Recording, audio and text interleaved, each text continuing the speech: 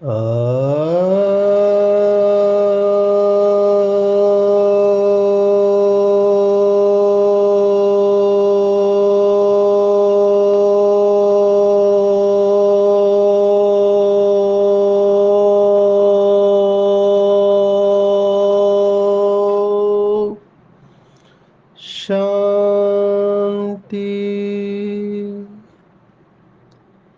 आज 10 सितंबर 2023 भारत में रविवार है। Today is 10th September 2023 and it's a Sunday in Bharat. आज की मुरली का जादुई रहस्य स्वयं को प्रेरणा देने के लिए Magical secrets of today's Murli for motivating the self। आज रविवार है तो अव्यक्त बाप दादा के महावाक्य है। रिवाइज डेट है 4 दिसंबर 1995, 4 दिसंबर 1995। आज की मुरली लैंडमार्क मुरली है। बाबा ने राज सुनाया है कि नंबर किस आधार पर बनेंगे।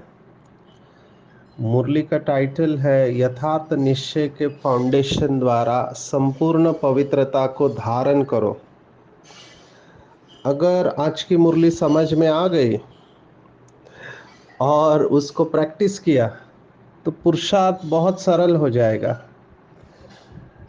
तो आज की मुरली को जेरॉक्स करके अपने पास रखना चाहिए, बार बार पढ़ना चाहिए, नोट्स बनाने चाहिए और इसके ऊपर गहराई से मनन चिंतन करना चाहिए। हमने पहले भी देखा कि स्पिरिचुअलिटी या आध्यात्मिकता में फेथ इन गॉड बहुत मायने रखता है। बाइबल का फेमस कोट है, faith can move the mountains. माना फेथ है, निश्चय है तो आप पहाड़ को भी हिला सकते हैं। अभी पहाड़ को तो हिला नहीं सकते हैं, लेकिन उसका भाव ये होता है कि पहाड़ जैसी समस्या हो उसके ऊपर भी आप विजय प्राप्त कर सकते हैं, जिसको बाबा का शब्द है अचल अड़ोल। 3 शब्द है। जब भी निश्चय शब्द आता है तो 3 शब्दों को समझना बहुत ज़रूरी है। अंग्रेजी के 3 शब्द है, एक बिलीफ, दूसरा है ट्रस्ट और तीसरा है फेथ। ये तीनों शब्द अलग अलग है। बिलीफ माना मान्यता, whether I believe in God और नॉट, मैं भगवान को मानता हूँ या नहीं मानता हूँ। जो मानते हैं उसको आस्तिक कहते हैं, जो नहीं मानते हैं उसको नास्तिक कहते हैं। बिलीफ जैसे या मान्यता जैसे परमात्मा में होती है, वैसे खुद में भी बिलीफ होता है, जिसको सेल्फ बिलीफ कहते हैं। दूसरा है ट्रस्ट। ट्रस्ट यूजुअली रिलेशनशिप्स में इस्तेमाल किया जाता है। ट्रस्ट को हिंदी में विश्वास कहेंगे। सभी रिश्तों की जड़ विश्वास के ऊपर है। विश्वास, वो विश्वास या ट्रस्ट में से अगर टी भी निकल जाता है तो रिलेशनशिप रस्ट हो जाता है, उसको जंग लग जाती है। अगर विश्वास गया तो विश्वास एक बार टूट गया तो ऐसे कहते हैं कि जैसे मिरर होता है, आईना होता है, वो आईना टूट गया तो फिर वो टूट गया। फिर उसको जोड़ेंगे तो भी वो पहले जैसा नहीं रहता है। यहाँ पे विश्वास रिलेशनशिप में होता है और लोग भगवान में भी विश्वास रखते हैं। एक है मान्यता रखने वाले और एक है विश्वास रखने वाले। विश्वास के साथ एक दूसरा शब्द हिंदी का जाता है, उसको कहते हैं अंधविश्वास। विश्वास माना आप उस चीज को मानते हैं जिसको आप जानते नहीं हैं, लेकिन आप मानते हैं। जैसे भक्ति मार्ग में लोग भगवान को मानते हैं लेकिन जानते नहीं है। तो विश्वास is something which is not seen, जो दिखाई नहीं देता है लेकिन होता है। और तीसरा शब्द है फेथ और निश्चय। तो मान्यता, विश्वास और निश्चय, ये विश्वास को श्रद्धा भी कहते हैं कई लोग। तो ये सब अलग अलग शब्द हैं, इन तीनों का अर्थ अलग है, लेकिन कई बार लोग इसको सिनोनिमसली माने एक ही समझ के इस्तेमाल करते हैं। मैं इतना विस्तार बताने का कारण कि बाबा ने कई मुरलियों में तीन शब्द इस्तेमाल किए हैं कि जानना, मानना और चलना। ये बहुत इंटरेस्टिंग है। पहले जानते हैं, फिर मानते हैं और फिर चलते हैं। तो ये तीन शब्द बहुत इंपॉर्टेंट है, जानना, मानना और चलना। तो हम बाबा को और खुद को जानते हैं, बाबा को मानते हैं, लेकिन बाबा की श्रीमत के ऊपर कितना चलते हैं, वही चैलेंज है। लौकिक में भी इसी को चैलेंज कहते हैं लोग, हमने पहले भी देखा, इम्प्लीमेंटेशन पैरालिसिस कहते हैं। माना हम सबको बहुत सारी बातें पता है, इसको हम अंग्रेजी में कहते हैं डूज एंड डोंट्स, क्या करना चाहिए और क्या नहीं करना चाहिए, लेकिन करते कितने लोग हैं, that is million dollar question. जैसे झूठ नहीं बोलना चाहिए, हम सबको पता है, लेकिन झूठ कितने बोलते हैं। बाबा की श्रीमत जो रोज मुरली पढ़ते हैं, उनको हर सेकंड की, हर संकल्प के लिए श्रीमत मिली हुई है, लेकिन चलते कितने हैं। तो बाबा ने कहा कि निश्चय में भी परसेंटेज है, निश्चय भी तीन प्रकार का आज बाबा ने कहा है, और ये निश्चय का फाउंडेशन पक्का है तो जीवन संपन्न है और संपूर्णता तक पहुंचना निश्चित है। इतनी बड़ी बात है, निश्चय माना आप कंप्लीट स्टेज पे पहुंच सकते हो। तो कौन कौन से तीन निश्चय बाबा ने बताए हुए, तो बाबा ने पहला कहा यथार्थ निश्चय। यथार्थ माना सत्य निश्चय या ट्रू निश्चय। तो वो क्या है, तो बाबा ने कहा कि मैं परमात्मा बाप का बन गया, ये है यथार्थ निश्चय। स्वयं को आत्म स्वरूप में जानना, मानना और चलना, और बाप को भी जो है जैसा है वैसे जानना, मानना और चलना। अभी इसी के विस्तार में काफी समय जा सकता है। तो मैं आत्मा, ये तो समझ गए बाबा के सभी बच्चे, लेकिन मैं बिंदु स्वरूप आत्मा ये भी समझ गए, लेकिन बिंदु में भी कैसे। तो जो गहराई है, जो क्वेश्चन अंग्रेजी में पूछा जाता है कि हु एम आई, ऐसे कहते हैं who am I is the most commonly asked question and the most difficult to answer. पूरा जीवन मैं कौन हूं की पहेली सुलझाने में ही लग जाता है कि मैं कौन हूं। अंग्रेजी का शब्द है आइडेंटिटी क्राइसिस। माना अपने आप को पहचान नहीं पाते हैं। हम जब पर्सनालिटी डेवलपमेंट का ट्रेनिंग लेते हैं तो उसमें एक चित्र बहुत फेमस है, एक बिल्ली को दिखाया है, वो आईने में देख रही है अपने आप को, और वो आईने में खुद को शेर देखती है बिल्ली लेकिन देखती शेर है। तो हम कौन है। जो दादी जानकी ने भगवत गीता का सार सुनाया तीन शब्दों में, मैं कौन, मेरा कौन और मुझे क्या करना है, इसमें सब कुछ आ जाता है कि मैं कौन। तो मैं केवल आत्मा हूं ये नहीं चलेगा, कौन सी आत्मा हूं ये ज्यादा इंपॉर्टेंट है। कौन सी आत्मा हूं। जैसे हम अभी इस समय ज्ञान सरोवर में हैं, तो ज्ञान सरोवर में डॉक्टर्स का कॉन्फ्रेंस चल रहा है, डॉक्टर्स आए हुए हैं पूरे भारत से और नेपाल से भी आए हुए हैं। तो डॉक्टर्स को फर्स्ट डे पे ही हम सम्मान दे देते कि आप भगवान के फरिश्ते हैं, या जो दादियों ने चालू किया या बाबा ने कहा था कि डबल डॉक्टर है।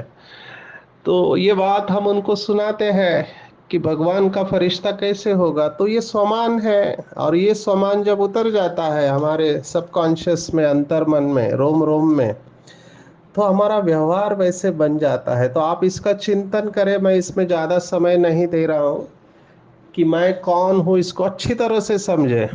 मेजॉरिटी लोग जिनका सेल्फ एस्टीम हम कहते हैं, जो स्वमान में नहीं रहते, उनको खुद को स्वीकार करना बहुत कठिन जाता है। जब हम उनको कहते हैं कि अपनी विशेषता लिखो तो उनको विशेषता दिखाई नहीं देती है। हम ये वर्कशॉप में करते हैं, विहासा में सर्कल में बैठ के पूरा दिन का जब वर्कशॉप हो जाता है तो लगभग एक दूसरे को पहचान लेते हैं उनके रेस्पॉन्स से, और फिर एक पेपर होता है वो पूरे ग्रुप में सर्कल करते हैं, उसमें आपको जिस व्यक्ति का नाम है उसकी विशेषता रख के उसको फोल्ड करना है। तो लास्ट में जब 20 पार्टिसिपेंट होते हैं, 20 लोग होते हैं, वो 20 विशेषता लिखते हैं, तो जो जिसकी विशेषता लिखी हुई रहती है उसको भी पता नहीं होता है कि दूसरे मुझे इस दृष्टिकोण से देखते हैं। तो उसको बहुत अच्छा लगता है कि मेरे अंदर ये विशेषताएं हैं। तो बाबा यही कह रहे हैं कि अपने को जानो बच्चों कि आप कौन हैं। आप साधारण आत्मा नहीं है। बहुत बीके भाई बहनों को ये एक्सेप्ट करने में बहुत समय जाता है कि वो महान आत्मा है, वो साधारण हो ही नहीं सकते। साधारण कैसे हो सकते? जिसने भगवान को पहचान लिया वो साधारण आत्मा कैसे हो सकते हैं? इम्पॉसिबल। लेकिन एक है थ्योरी और एक है प्रैक्टिकल।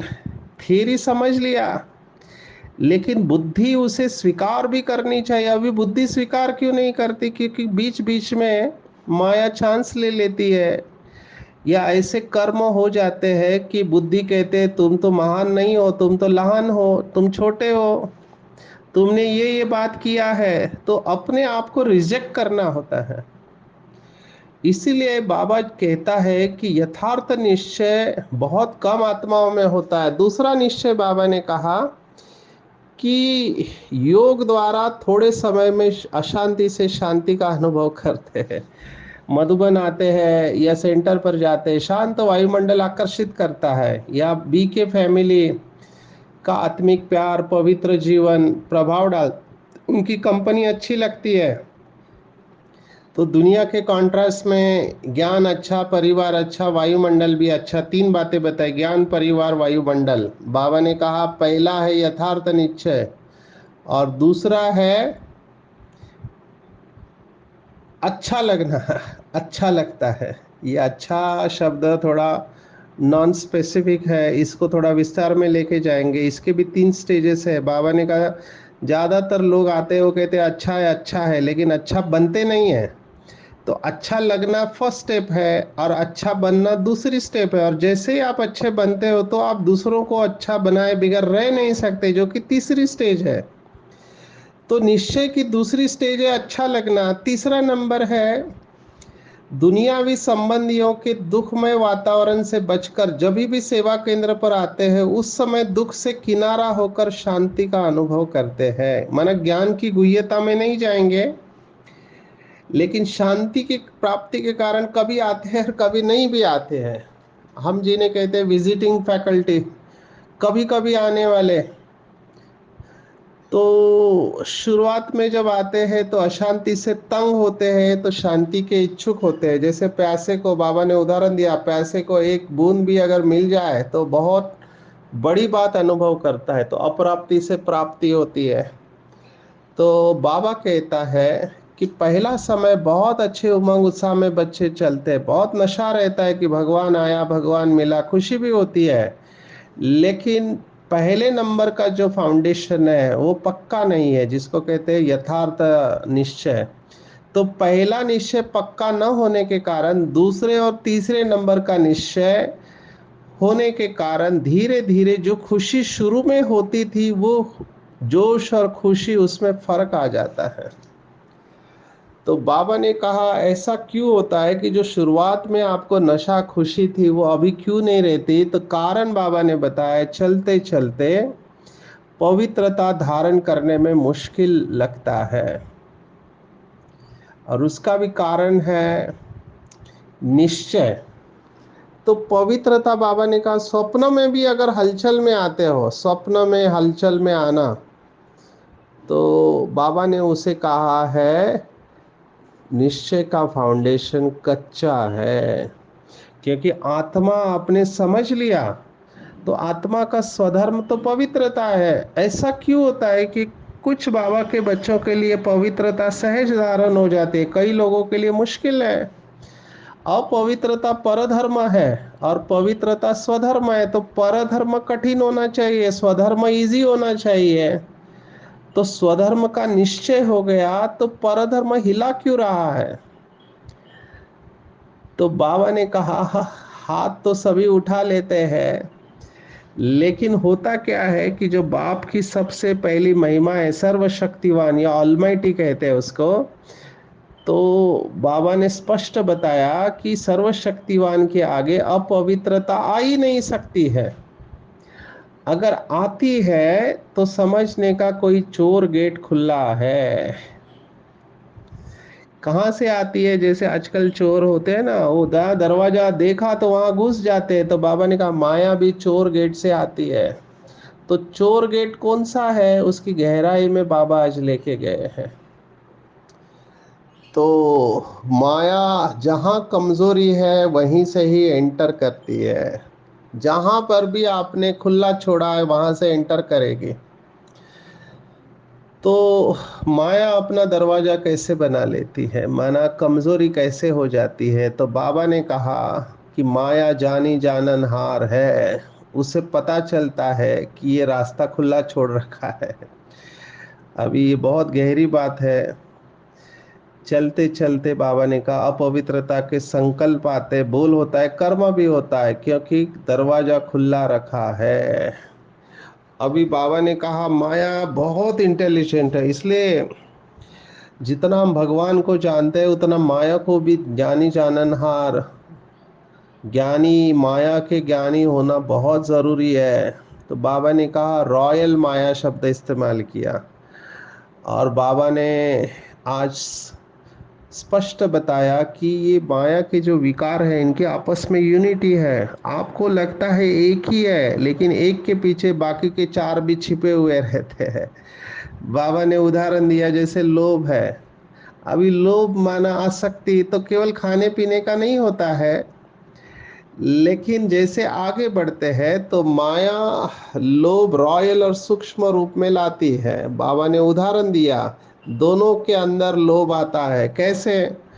तो टीचर में भी आता है, स्टूडेंट में भी आता है। स्टूडेंट में कैसे आता है? तो बाबा ने कहा कई बाबा के बच्चे अच्छा निश्चय बुद्धि सेवादारी है, लेकिन जब आगे बढ़ते हैं तो लोभ आता है कि मैं इतना कुछ करता हूँ, सब तरह से मददगार हूँ, तन मन धन से, और जिस समय चाहिए सेवा में हाजिर हो जाता हूँ, फिर भी मेरा नाम टीचर लेते नहीं है। अभी ये खालीपन है अंदर का। तो एक तो ये नाम नहीं लेने की बहुत बड़ी माया है। मैंने देखा है बहुत लोगों को, मैं देख रहा हूँ कि उनको रिकग्निशन चाहिए, रिकग्निशन कि हमने इतना किया और हमको कोई पूछ ही नहीं रहा है। इससे बहुत नाराज हो जाते हैं। आज के मुरली में तो बाबा ने उदाहरण भी दिया है कि सेवा करते हैं, अभी सेवा में सभी बिजी रहते हैं। समझो आप सेवा करके आए, बाबा ने कहा, और एक पानी का ग्लास भी नहीं पूछा। ये बाबा ने आज के मुरली में ही कहा हुआ है। तो बहुत काम करके आए और किसी ने आपको पूछा भी नहीं, देखा ही नहीं, अपने आराम में या अपने काम में बिजी रहे, तो ये भी आता है कि करो भी और पूछे भी कोई नहीं, तो करना ही क्या है? करना या ना करना एक ही बात है। पूछने वाला कोई है ही नहीं। इससे तो आराम से घर में बैठो, जब होगा तब सेवा करेंगे। ये है माया का रॉयल रूप, स्वरूप। तो दो रूप से माया आती है, एक मैं ही सब कुछ कर सकता हूँ, मैं हूँ, और दूसरा कि मेरे को कोई पूछता नहीं है। तो ये दोनों दोनों सूक्ष्म में मांगना और अभिमान है। अगर अभिमान भी छोटा आ गया तो जहाँ एक विकार होता है, बाबा ने कहा उसके चारों साथी उसमें समाये हुए होते हैं। तो इसके वजह से क्या होता है, डिस्टर्ब हो जाते हैं, फीलिंग में आ जाते हैं और सेंटर पे आना कम कर देते हैं। और फिर कहते हैं कि पहले जैसी अवस्था अभी रही नहीं। कैसे रहेगी? विकार है वहाँ, अवस्था कैसे रहेगी? और दूसरा टीचर्स में भी आता है। तो टीचर्स क्या सोचते हैं, सेंटर अच्छा हो, कपड़े भले कैसे भी हो, लेकिन सेंटर थोड़ा रहने लायक हो तो अच्छा हो, और जो साथी हो वो अच्छे हो, स्टूडेंट अच्छे हो, बाबा की भंडारी भी अच्छी हो। और स्टूडेंट अगर समझो किसी का ट्रांसफर हो जाता है, सेंटर छोड़ के चला जाता है, तो थोड़ा दिल धड़कती है। और फिर बाबा को कहते हैं, बाबा ये तो मददगार था ना। तो बाबा ने स्पष्ट कहा, मददगार जिज्ञासु है या बाप है, उस समय कौन दिखाई देता है। तो ये माया रॉयल फाउंडेशन हिलाने की कोशिश करती है। तो ये बाबा बार बार कह रहा है कि मददगार बाबा है, ना कि कोई देहधारी। वो किसी ना किसी को भेज देगा। हम सबका ये अनुभव है जो सेवा में है कि बाबा की सेवा कभी भी रुकती नहीं है। कोई ना कोई आके निमित्त बन के मदद करके चला जाता है। तो फाउंडेशन को हिलाने नहीं देना। मददगार कोई देहधारी नहीं, लेकिन भगवान है। मैं हमेशा मेरे सेशन में ये कहता हूँ बीके भाई बहनों को कि आपके पास दुनिया का कोई सुख नहीं है, साधन नहीं है, लेकिन आपके पास भगवान है तो काफ़ी है। क्योंकि जहाँ परमात्मा है, गॉड अल्लाह ईश्वर है, वहाँ संसार का सभी सुख साधन वैभव है। और आपके पास संसार के सभी सुख साधन और वैभव है, लेकिन परमात्मा नहीं है तो फिर हो के भी किसी काम के नहीं है। ये प्रैक्टिकल हम फील्ड में अनुभव करते हैं। तो बाबा ने कहा ये कभी नहीं सोचना चाहिए कि देहदारी ही मददगार है। देहदारी को बाबा भेजता है तो शुक्रिया बाबा को आना चाहिए। ये आजकल हम देख रहे हैं, मीम्स डाले हैं मोबाइल में, किसी को कोई भी मदद करते हैं तो शुक्रिया बाबा आ जाता है। ये बहुत अच्छी बात है, क्योंकि दोनों को बाबा की याद आती है। क्योंकि हम सबको पता है बाबा के बच्चों को कि करण करावनहार बाबा है। बाबा किसी न किसी की बुद्धि को टच करके आपका काम करा देगा। बहुत बहनों के अनुभव है, मैं कितने आपको अनुभव सुना सकता हूँ। अभी जो मैं विशाखापट्टनम गया तो वहाँ पे वो बहन जी का अनुभव सुन के मैं हैरान हूँ। भवन बनाने के लिए उनके पास पैसा नहीं था, तो वो बहन ने 8 घंटे का चार्ट रखा। अभी उसको समझ में ही नहीं आ रहा है क्या करे कैसे करे, इतने करोड़ रुपए कहाँ से लाए, और कोई है नहीं। तो मौन में रहकर सुबह उठ के 3 बजे स्नान करके बाबा को भोग लगाना और पूरा 8 घंटे का चार्ट, और खुद भी तपस्या की और सभी भाई बहनों को तपस्या में लगा दिया। और ऐसे ऐसे बाबा के बच्चे दूर दूर से आके 12-12 घंटे तक भट्टी करते थे। और उस बहन ने अनुभव सुनाया कि बाबा ने उसे वतन में स्पष्ट दिखाया, ब्लैंक चेक दिखाया। तो इसे समझ में नहीं आया क्या करे, लेकिन उसने देख लिया कि कोई ना कोई आके बाबा का काम करके जाता है। अभी आगे तो उसका कॉन्फिडेंस इतना बढ़ गया, वो बाबा को सीधा बोलती थी, बाबा सीमेंट रेती है, ये चीज करना है तो इतने लाख चाहिए। तो उससे ज्यादा ही आ जाता था। कैसे आता था उसको ही नहीं पता चलता था। तो ये क्यों है? क्योंकि हमारा मददगार शिव बाबा है। किसी भी देहदारी को अपना सहारा नहीं बनाना चाहिए। तो एक ये माया आती है टीचर्स में, और दूसरी होती है कि लोग वही है, लौकिक के ही बेसिक है, फेमस होना चाहते हैं।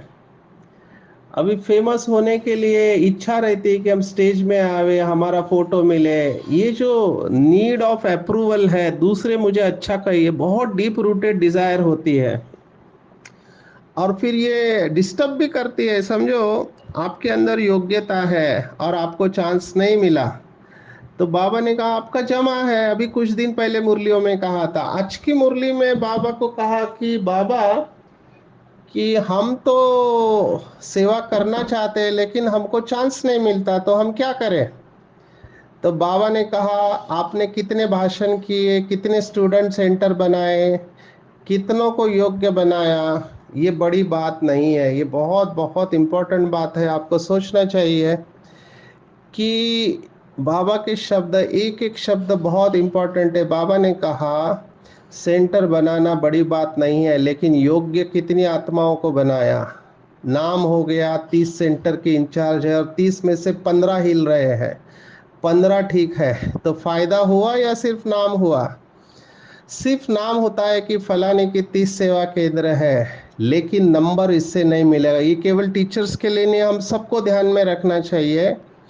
बाबा तो किसी को निमित्त बना के कर्मों की गुह्य गति बता देता है। बाबा ने कहा फाइनल नंबर जितनों को सुख दिया, जितना स्वयं शक्तिशाली रहे उसी प्रमाण मिलेंगे। इसलिए ये भी चाहिए चाहिए खत्म कर दो।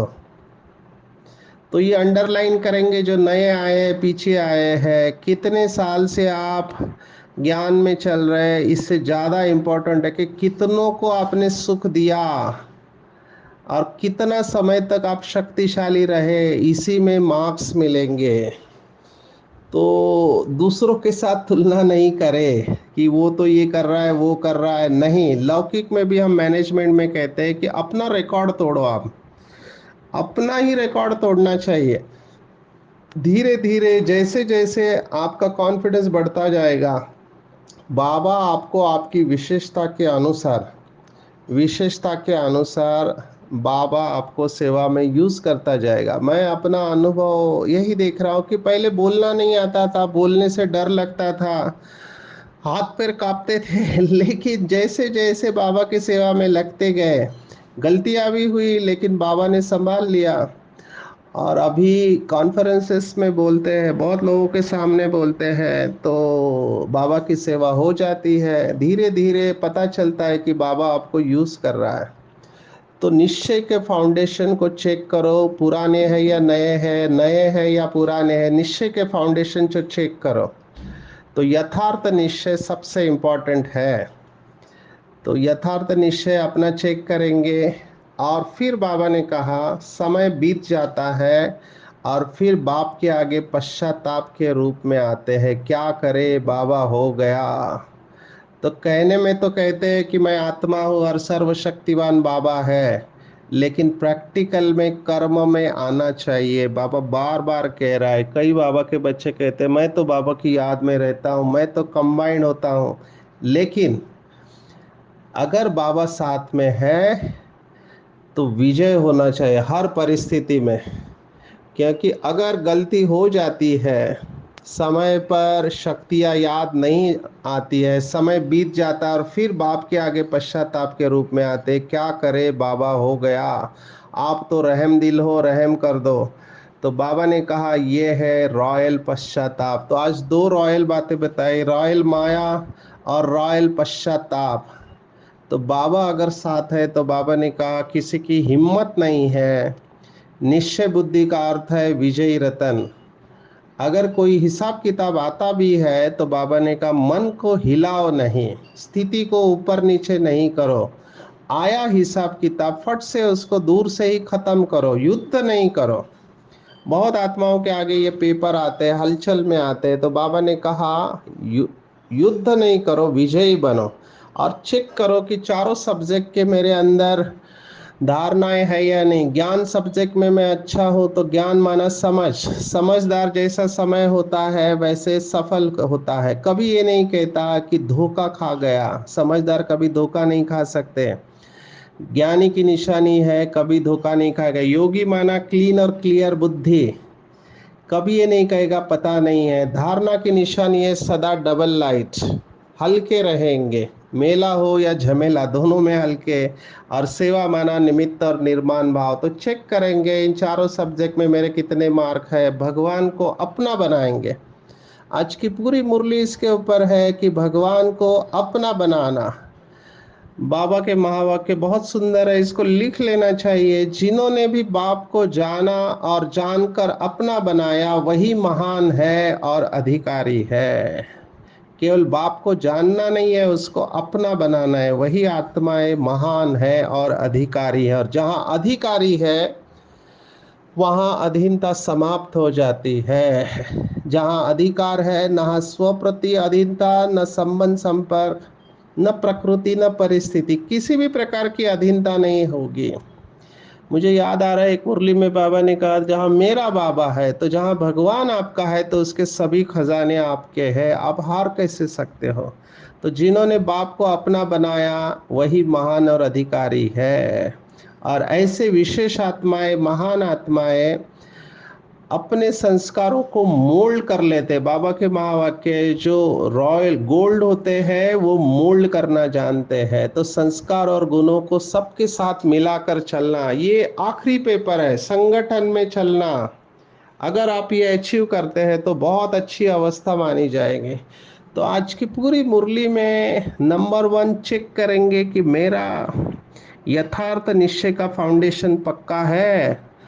स्वयं को जो हूँ जैसा हूँ जानकर मानकर चलता हूँ। बाप जो है जैसा है वैसे जानना मानना और चलना। नंबर टू, रॉयल माया तो नहीं आती है, किसी भी प्रकार का रॉयल लोभ तो नहीं है, रॉयल अभिमान तो नहीं है, अभी भी इच्छा तो नहीं है कि लोग मेरी महिमा करे, मुझे पूछते क्यों नहीं है, ये खालीपन नहीं रहे। बाबा ने मुझे नाम मानचान दिया है, मुझे किसी से नाम मानचान नहीं चाहिए। ज्ञान योग धारणा और सेवा, चारों ही सब्जेक्ट में मैं पक्का हूँ।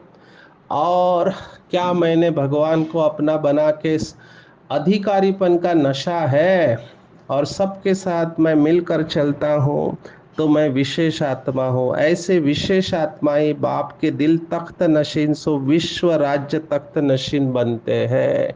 अच्छा, ओम शांति।